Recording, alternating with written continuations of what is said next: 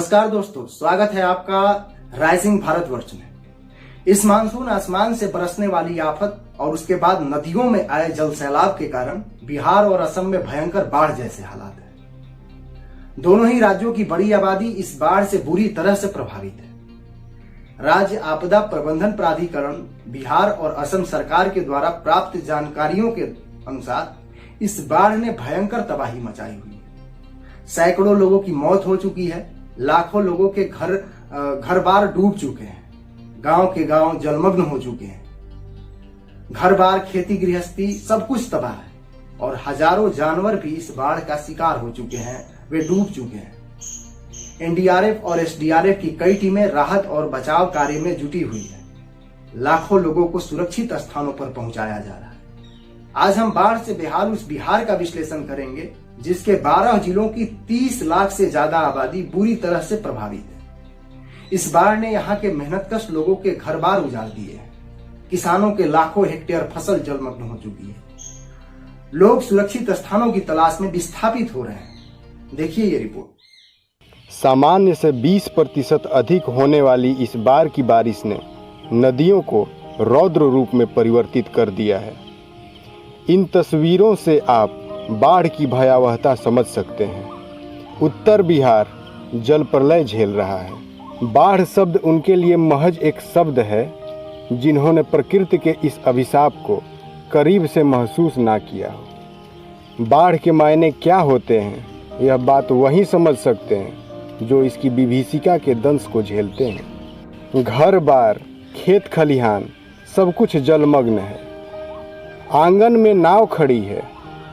जान बचाने के लिए लोग अपने घरों को छोड़कर मवेशियों को खूंटों से खोलकर ऊंचे स्थानों की ओर निकल पड़े हैं।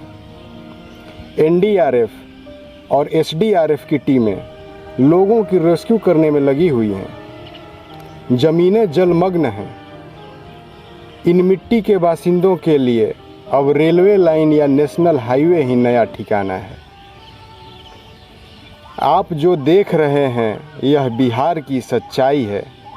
आधा राज्य जलमग्न है। गंडक, कोसी और महानंदा के आधा दर्जन से अधिक बांध ध्वस्त हो चुके हैं और इस बाढ़ में बिहार का भविष्य बह रहा है। यह कोई पहली बार नहीं है जब बिहार बाढ़ से बेहाल है। यह दशकों से जारी है। उत्तर बिहार की करीब 76% आबादी तकरीबन हर साल बाढ़ का दंश झेलती है।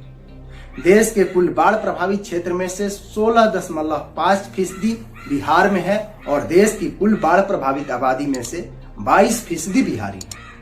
बिहार के कुल 94,163 वर्ग किलोमीटर क्षेत्र में से करीब 68,000 वर्ग किलोमीटर यानी कि 73% क्षेत्र बाढ़ से प्रभावित है।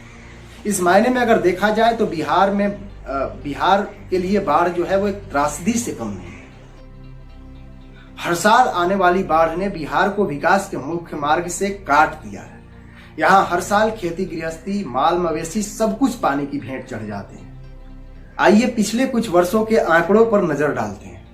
इन आंकड़ों से ही स्पष्ट हो जाता है कि लगभग हर वर्ष यहाँ पर बाढ़ किसी दुखद तारीख की तरफ पहुंच जाती है। सैकड़ों लोग काल की गाल में समा जाते हैं। करोड़ों की अर्थव्यवस्था कौड़ियों की भांति बाढ़ में ही बह जाती है।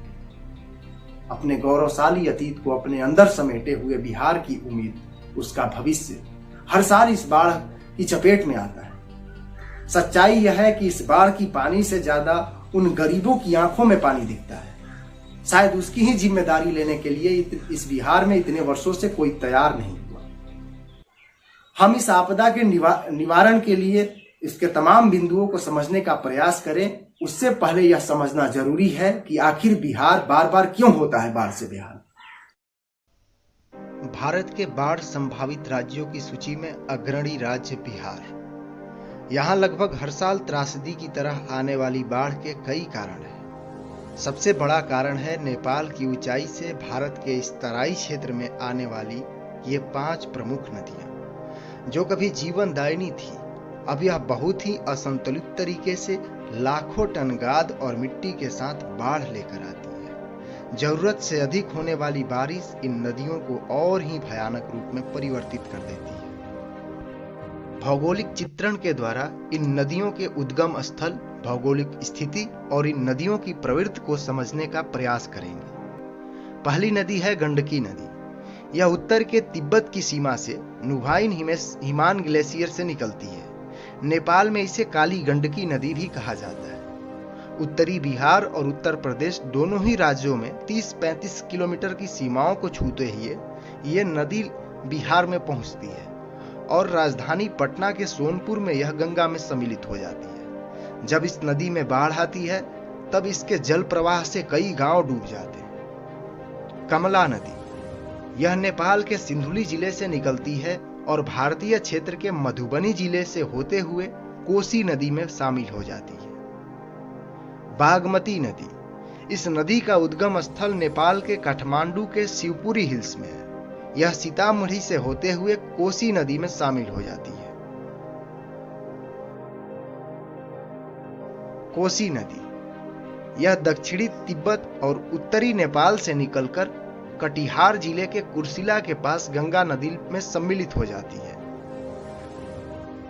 यह सर्वविदित है कि बिहार भारत का सबसे ज्यादा बाढ़ प्रभावित राज्य है और यह कोसी नदी के कारण हुआ है।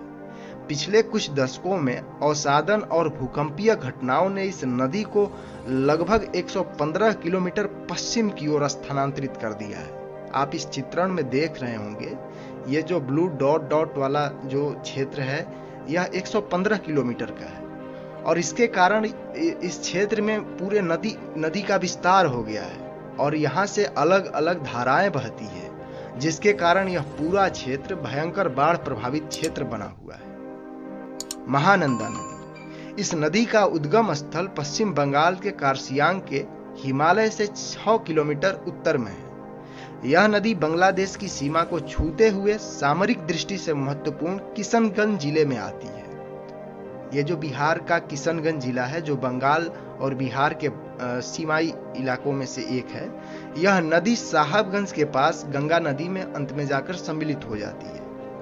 बिहार का यह जो हिस्सा है, यह जो क्षेत्र है, वह उत्तरी भारत और पूर्वी भारत का सबसे तराई वाला क्षेत्र है। हिमालय क्षेत्र से निकलने वाली सभी नदियों का पानी इस क्षेत्र में बड़े ही वेग से आता है और आकर यहाँ जमा हो जाता है।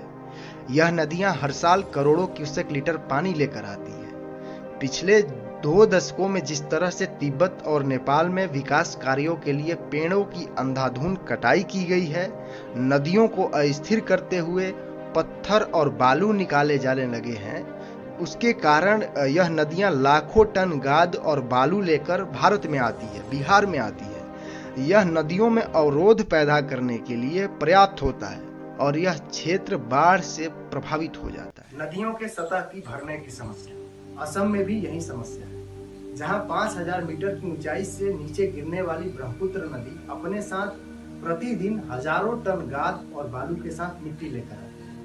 इन्हीं कारणों से बिहार और असम की नदियों की सतह भर जाती है और मानसून के समय में बाढ़ जैसे हालात हो जाते हैं। इन नदियों के सतह की सफाई होनी चाहिए। इसके लिए हमें नीदरलैंड जैसे देशों से आधुनिक तकनीक का प्रयोग करना सीखना चाहिए। नदियों में जमा हुई मिट्टी के डेल्टा, गाद और बालू के अवरोध को समाप्त करने के लिए सीप क्रेम की सहायता लेनी चाहिए, ताकि नदियों की सतह की सफाई की जा सके और आपदा जैसे किसी भी स्थिति से बचा जा सके। बाढ़ की कारण बन चुकी इन नदियों के लिए रूम फॉर रिवर पॉलिसी की ओर विशेष ध्यान दिया जाना चाहिए। आसान भाषा में इसे ऐसे समझें कि यदि हमने नदियों के स्थानों का अतिक्रमण किया हुआ है तो उसे वापस करना। नदियों के प्रवाह को समेटकर उसे सिर्फ मिट्टी के बांध देने से विभीषिका से नहीं बचा जा सकता। इसके लिए नदियों के स्वच्छंद प्रवाह को बनाए रखने के लिए उसके पर्याप्त जगह को छोड़ना ही होगा। अक्सर देखा गया है कि सतह भर चुकी नदियों में जब ऊंचाई से पानी का प्रवाह आता है तब दबाव के कारण बांध टूटते हैं और फिर यहीं से हर साल ठेकेदारों के लिए जैसे बागों में बहार शुरू हो जाती है। बांध निर्माण में भ्रष्टाचार की शिकायतें सामने आती है। तब तक इन प्रक्रिया में, इस बाढ़ में नेताओं के किए हुए पिछले कर्म और बचे हुए श्रम बड़े ही बेशर्मी से बनते। ईमानदारी के साथ सिर्फ मिट्टी और पत्थरों के सहारे ही मजबूत बांध बनाए जा सकते हैं। बांधों के किनारे भारी मात्रा में वृक्षारोपण भी किया जा सकता है, ताकि पेड़ों की जड़ें मिट्टियों से बंधी रहे और वो बाढ़ का नियोजन न बन सके।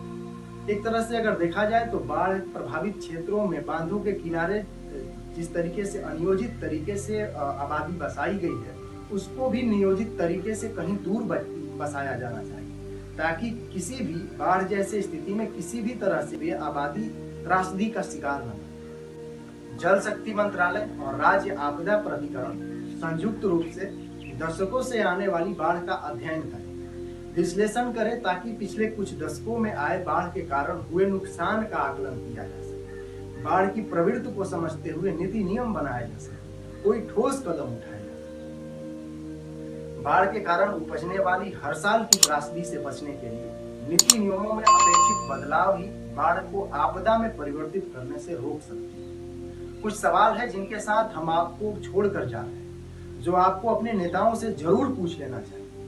आखिर 6 दशकों में किसी त्रासदी की तरह आने वाली बाढ़ की विभीषिका को रोकने के लिए सरकारों ने क्या कदम उठाए?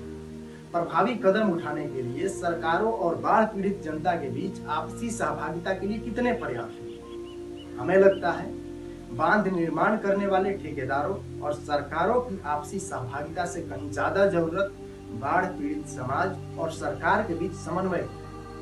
इस बात का आकलन किया जाना चाहिए कि जो लोग इस बाढ़ से हर साल प्रभावित होते हैं, क्या वे सरकारों के कदमों से संतुष्ट हैं या नहीं।